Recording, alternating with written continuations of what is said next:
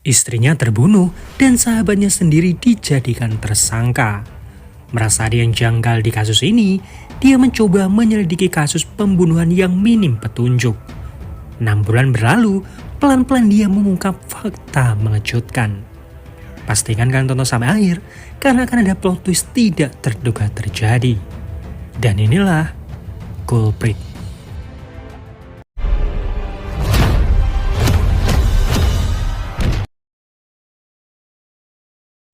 Seorang pria buru-buru masuk ke apartemennya. Di sana sudah berkumpul polisi dan juga tim forensik. Seorang wanita tewas bersimbah darah di kasurnya.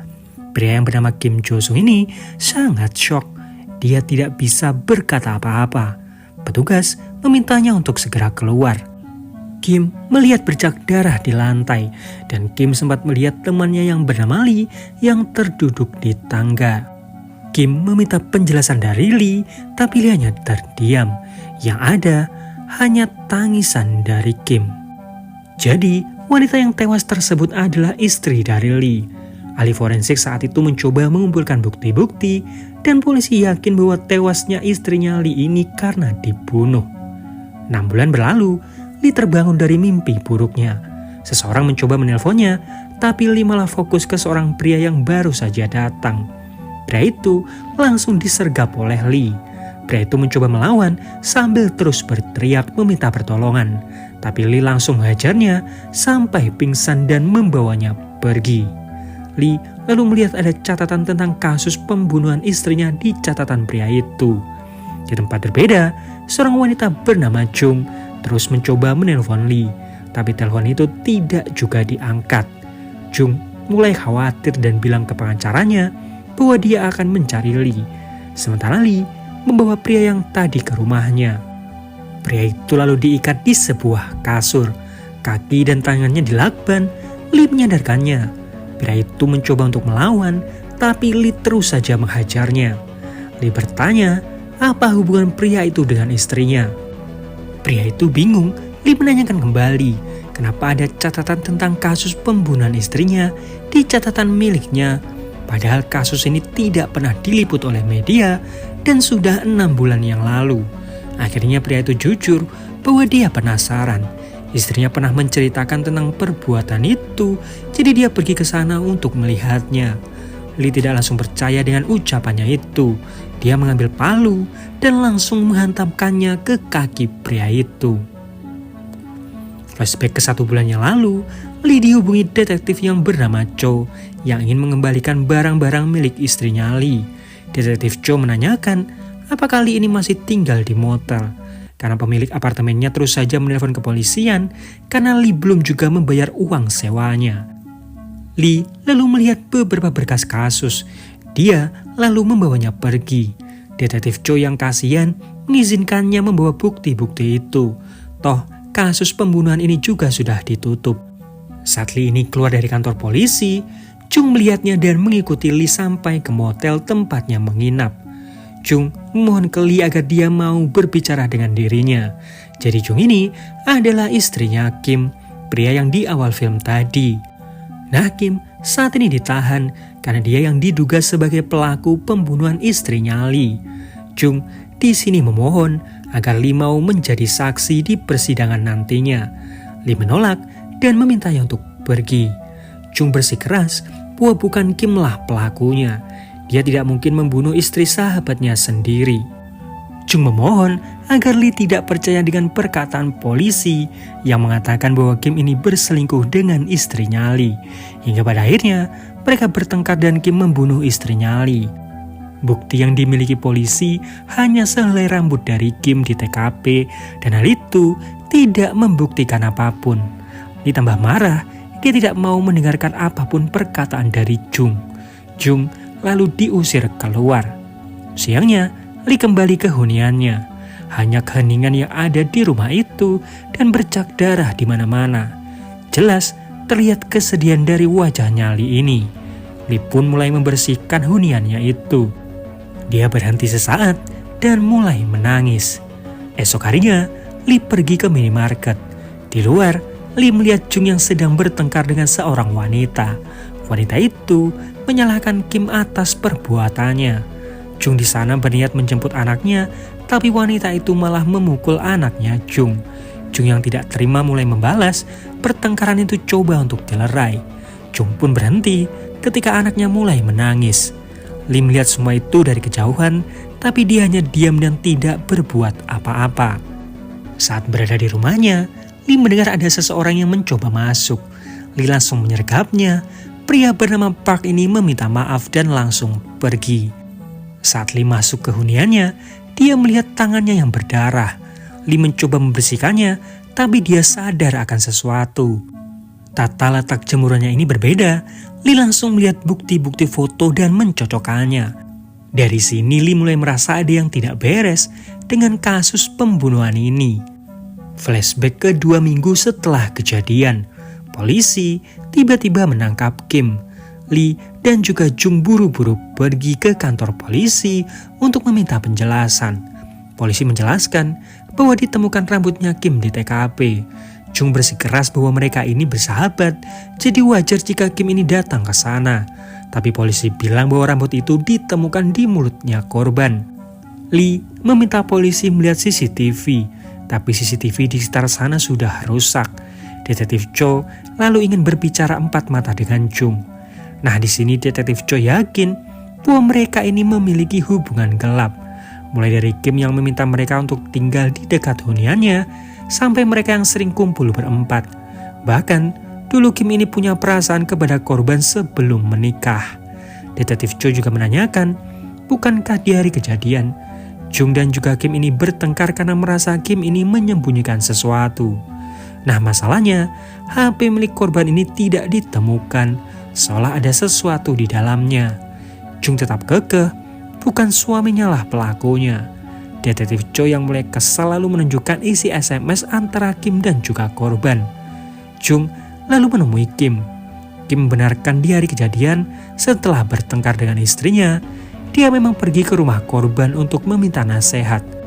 Pertengkaran itu disebabkan karena Jung mendengar dari saudarinya bahwa Kim ini agak aneh. Karena hal itulah, Jung mencoba memeriksa HP milik suaminya. Tapi Kim langsung marah dan minta Jung untuk tidak lagi berhubungan dengan saudarinya ini.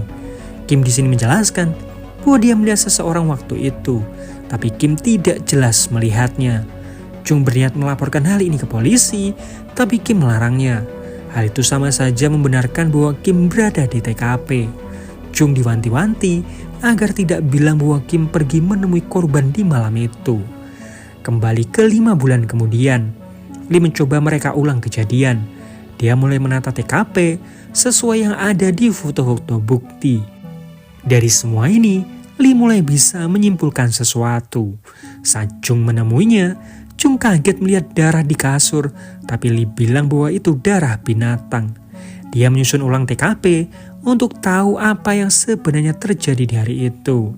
Karena polisi juga sudah menutup kasus ini, tapi Lee mulai percaya bahwa sepertinya Kim ini dijebak. Lee lalu menunjukkan jemuran milik istrinya yang berisi pakaian dalam. Istrinya ini sangat malu jika Kim berkunjung ke sana, jadi dia akan selalu memindahkan pakaian dalamnya ini. Tapi di sini, istrinya menutupi pakaian dalamnya dengan handuk. Jadi ada orang lain yang datang ke sana tiba-tiba. Lee lalu menunjukkan handuk yang digunakan untuk membekap istrinya. Handuk itu adalah handuk pemberian Kim untuk mereka di acara ulang tahun pernikahan mereka. Dia tahu betul bagaimana Kim ini berhari-hari mencari hadiah handuk itu. Jadi handuk itu tidak akan mungkin digunakan begitu saja untuk membunuh. Masalahnya, mereka tidak punya cukup bukti. Yang ada hanya dugaan. Lee juga sudah memberikan bukti itu ke kepolisian, tapi polisi tetap kekeh bahwa mereka ini punya hubungan gelap. Lee meminta tolong ke Jung untuk membantunya menemukan pelaku. Kembali ke 1 bulan yang lalu, Jung mengetuk pintu apartemennya Lee dan memintanya untuk menjadi saksi di persidangan. Lee membukakan pintu dan meminta Jung untuk pergi, tapi Jung mendengar suara arangan. Jung lalu masuk. Dia kaget melihat ada pria bernama Park yang sudah disiksa oleh Lee. Nah, Park ini adalah pria yang dulu mencoba masuk ke huniannya Lee. Jung memohon untuk melepaskan Park dan meminta Lee untuk segera datang ke pengadilan. Tapi Lee menolak, yang terpenting baginya menemukan siapa pembunuh istrinya. Masalahnya, Park tetap tidak mau mengaku, meskipun dia sudah disiksa seperti itu. Jung memohon untuk melepaskan Park karena jika dia bukanlah pelakunya, maka mereka berdua malah yang akan disalahkan. Jung bertanyakan sikap Lee yang pelin-pelan. Lee marah, dia lalu pergi dari sana. Mengetahui Lee pergi, Park seperti ingin mengatakan sesuatu. Lakban di mulutnya pun dibuka. Park bilang bahwa pelaku sebenarnya adalah Lee sendiri. Jung lalu ingat, dulu dia pernah pergi menemui Lee. Tapi saat itu, Lee sedang keluar sebentar.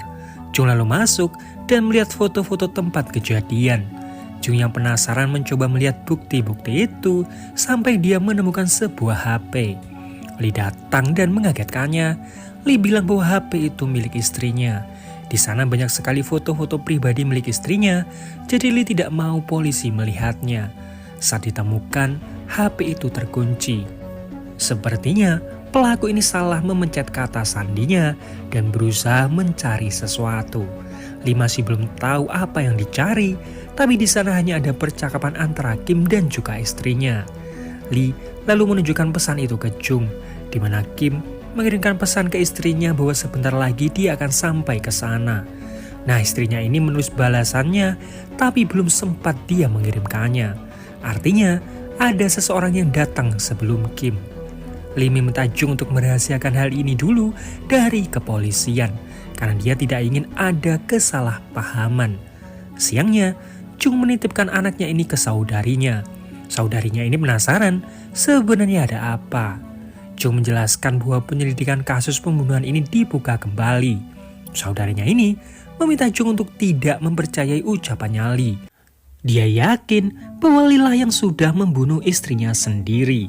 Tapi Jung tidak punya pilihan lain karena hanya ini satu-satunya cara membebaskan suaminya. Esok harinya, Lee sudah mengetahui bagaimana istrinya ini dibunuh. Jung diminta berpura-pura menjadi istrinya, sementara Lee akan berpura-pura sebagai pembunuhnya. Tapi Lee terlalu mendalami aktingnya dan benar-benar mencekik Jung. Jung ketakutan.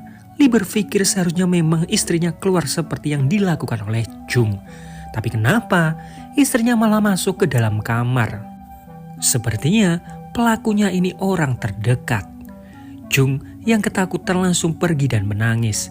Dia lalu menemui Kim dan mengatakan bahwa dia sangat takut terhadap Lee. Kim memintanya untuk tenang karena hanya Lila yang bisa membuatnya bebas dari sana. Kembali ke 1 bulan ke depan, Park bilang bahwa dirinya lah satu-satunya saksi di kejadian ini.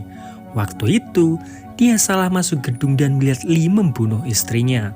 Park memohon ke Jung untuk membebaskannya. Dia siap menjadi saksi di persidangan. Saat Jung akan melepas ikatan itu, Kim melihatnya dan langsung berlari. Jung menutup pintunya. Park berteriak meminta Jung menelpon polisi. Pintu itu coba dirusak oleh Lee dan Jung berhasil terhubung dengan polisi. Cuma Lee keburu masuk. Dia merebut HP itu dan membantingnya. Lee bertanya apa yang dikatakan oleh Park sampai Jung ini terhasut. Park lalu bilang bahwa di malam kejadian dia ada di sana. Dia melihat Kim dan juga istrinya Lee yang sedang berduaan. Jung yang tidak ingin Lee mendengarnya meminta Lee untuk tidak semudah itu percaya. Park sedang mempermainkan mereka. Lee lalu teringat saat dulu dia pergi ke minimarket. Pemilik minimarket itu bilang mereka memiliki file CCTV yang sampai sekarang belum juga diambil kepolisian. Jadi mereka memutuskan untuk memberikannya ke Lee. Lee lalu melihat rekaman itu bersama dengan Jung dan di sana terlihat Park yang kebingungan. Dia membeli lakban dan juga pisau. Kembali ke masa sekarang, Lee menanyakan alasan Park ini membawa pisau saat ke sana. Park memang pergi ke sana untuk membunuh, tapi bukan membunuh istrinya Lee, melainkan Kim. Yang tahu alasan semuanya adalah Jung. Tapi Jung bilang bahwa dia tidak tahu apa-apa. Lee meminta Park menjelaskan, tapi Park bilang apapun yang dikatakannya, Lee tidak akan percaya. Jadi dia lebih memilih untuk diam. Lee ingin mendengar cerita versinya Park, mencoba melepaskan ikatannya, tapi Jung malah menghalangi. Jung tetap bilang bahwa Park sedang memanipulasi mereka. Tapi Lee tidak peduli, dia ingin mendengar cerita dari Park. Jung terlihat sangat ketakutan. Park lalu cerita bahwa Kim dan juga istrinya Park ini punya hubungan gelap. Mereka bertemu di sekolah anaknya karena anak mereka ini satu sekolah. Ternyata Jung sudah tahu bahwa suaminya pernah berselingkuh dengan istrinya Park karena Kim mengaku itu semua saat di penjara.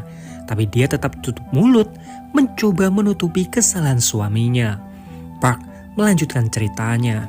Di hari itu, Park curiga karena istrinya ini tiba-tiba keluar. Dia mengira istrinya ini akan menemui Kim. Jadi Park langsung menuju ke rumahnya Kim, bermaksud untuk menggerebek mereka. Tapi Kim saat itu keluar rumah dan menuju apartemen lain. Park langsung membeli pisau, mengira tempat itu yang digunakan Kim untuk selingkuh dengan istrinya. Park mencoba masuk, tapi saat itu yang membukakan pintu adalah istrinya Lee. Park tentu bingung, dia juga beralasan bahwa dia salah apartemen. Lee lalu menanyakan alasan Park ini datang lagi ke sana membawa pisau setelah sebulan kemudian.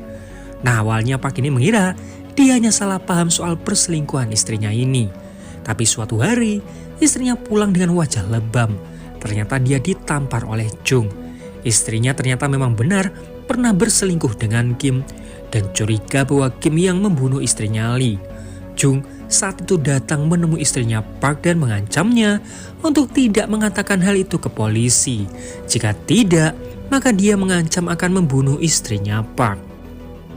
Park pun mencoba mencari tahu soal kasus pembunuhan itu dan dia baru sadar bahwa hari di mana dia datang ke sana adalah hari di mana istrinya Lee ini terbunuh. Jadi di hari itu juga dia mencoba memeriksa lagi rumah itu, tapi keburu ketahuan oleh Lee. Lee masih bingung, Jung terus saja bilang bahwa Park ini berbohong. Park merasa justru Lee lah yang sudah dimanfaatkan oleh Jung selama ini. Ingat, ketika pertama kali Jung datang ke sana dan tahu yang ada di kasur itu adalah Park, kata-kata yang pertama keluar dari mulut Jung adalah apakah Park ini sudah mengatakan sesuatu. Seolah Jung ini sudah tahu sejak awal. Dia takut jika Park mengungkapkan semuanya, Lee tidak akan mau menjadi saksi di persidangan. Lee pun sangat marah dan merasa dimanfaatkan. Karena sehari sebelumnya, dia pergi ke kantor polisi dan meminta polisi menyelidiki Park. Tapi karena kasusnya ini sudah ditutup, maka polisi enggan melakukannya. Dia lalu pergi ke kantor kejaksaan. Mereka tidak bisa menangkap Park jika belum punya cukup bukti. Di sini Lee merasa bahwa sahabatnya ini tidak bersalah, jadi dia akan melakukan apa saja. Dia lalu menemui detektif Cho dan meminta alamat dari Park bermodal nomor plat mobilnya. Di sini, detektif Cho berpesan, jika Kim dibebaskan nantinya, maka Kim tidak akan bisa lagi dijebloskan ke penjara. Lee harus benar-benar yakin akan keputusannya.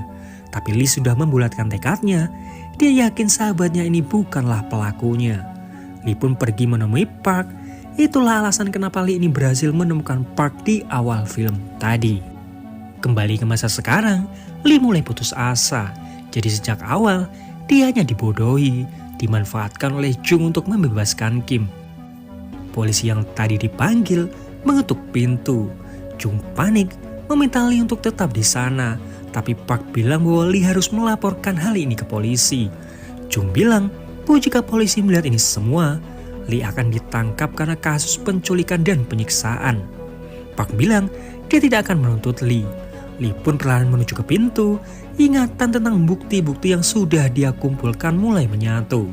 Lee seperti sudah mulai paham apa yang sebenarnya terjadi. Tiba-tiba Jung membunuh Park. Ternyata pelaku sebenarnya dari pembunuhan ini adalah Jung. Jung terbakar cemburu. Di hari itu, dia mengikuti suaminya dan melihatnya baru keluar dari apartemennya Lee. Saat itu, Kim keluar sebentar. Jung lalu masuk ke sana. Istrinya Lee ini panik dan buru-buru membereskan cangkir kopi mereka. Jung menanyakan apakah suaminya tadi berada di sana. Istrinya Lee pura-pura tidak tahu, tapi Kim tiba-tiba mengirimkan pesan bahwa sebentar lagi dia akan ke sana. Istrinya Lee saat itu ingin memberitahu bahwa Jung ada di sana, tapi sebelum pesan itu tertulis, Jung langsung mencekiknya. Jung lalu mengambil pisau dan menusuk istrinya Lee. Istrinya Lee pun terjatuh ke kasur. Di sanalah Jung ini panik dan sadar bahwa dia baru saja membunuh. Lee menelpon istrinya. Jung mencoba mengangkat telepon itu, tapi dia tidak tahu kata sandinya. Jung mulai membersihkan sidik jarinya dari HP itu menggunakan handuk. Tapi saat itu, Jung juga sadar bahwa handuk itu pemberian suaminya untuk Lee. Sambil menahan rasa cemburunya, Jung membuang handuk itu dan langsung menutupi wajah istrinya Lee. Nah, karena handuk itu tadi digunakan oleh Kim, makanya ada rambutnya Kim di sana yang jatuh ke mulut istrinya Lee. Kembali ke masa sekarang, Lee menanyakan kenapa Jung sampai harus membunuh istrinya. Jung malah ganti menyalahkan Lee karena dia pindah di dekat sana. Jadi Kim sering berkunjung ke sana setiap ada masalah dengan dirinya. Polisi kembali mengetuk pintunya. Jung mengancam akan membuat Lee ini jadi tersangka yang membunuh Park. Karena di palu yang dipegang Jung hanya ada sidik jarinya Lee. Jung memohon agar Lee mau mengatakan bahwa pelaku sebenarnya dari pembunuhan ini adalah Park. Jung terus saja memohon agar Kim bisa dibebaskan. Dia tidak mau anaknya ini tumbuh tanpa ayah. Lee hanya diam. Polisi berhasil mendobrak pintunya. Jung langsung menusuk perutnya sendiri menggunakan palu. Polisi menghentikan Lee. Jung menatapnya. Dia tersenyum. Kini polisi mengira bahwa pelakunya adalah Lee. Lee pun ditangkap dan Kim dibebaskan. Kini keadaan berbalik. Polisi menganggap bahwa pelaku dari pembunuhan istrinya Lee adalah Lee sendiri. Karena Lee cemburu mengira Kim ini berselingkuh dengan istrinya. Nah, alasan Lee ini membunuh Park karena Park ini ada di TKP saat kejadian pembunuhan. Jung juga akan dibunuh karena dia mendengar kesaksian dari Park. Sayangnya, Lee tidak mau mengatakan apapun untuk membela dirinya. Hal itu membuatnya semakin kuat menjadi pelakunya. Padahal, dulu detektif Cho sudah mewanti-wanti Lee untuk memikirkan setiap tindakannya karena ini akan menentukan masa depannya. Tapi Lee tetap kekeh. Dia akan lebih menyesal jika tidak tahu kebenarannya. Setelah mendengar semua cerita itu dari detektif Cho, Lee menemui saudari istrinya untuk mengambil anak dan juga beberapa barang di tas. Di perjalanan pulang, Kim masih tidak percaya bahwa sahabatnya ini pelaku pembunuhan istrinya sendiri. Tiba-tiba, anaknya memanggil karena makanannya terjatuh. Kim lalu mengambil tisu dan melihat ada bungkusan kresek. Kim membukanya. Ada jaket yang berlumuran darah dan juga pisau. Dari sana, Kim jadi tahu bahwa pelaku sebenarnya adalah istrinya. Sementara Jung masih selamat dan kini dirawat di rumah sakit. Dan film pun berakhir. Nah, itu tadi alur cerita film The Culprit. Nah, nanti pasti ada yang komen, "Bang, gak paham bang. Ya, aku jelasin lebih singkat. Jadi, Jung ini curiga suaminya ini berselingkuh karena adiknya merasa sikapnya Kim ini aneh. Nah, ternyata benar, Jung memergoki Kim ini sering mengirimkan pesan dengan seseorang. Karena di hari itu, Jung melihat Kim ini keluar dari apartemennya Lee. Jung mengira Kim ini berselingkuh dengan istrinya Lee. Hingga pada akhirnya, dia membunuh istrinya Lee, tapi polisi malah menangkap suaminya.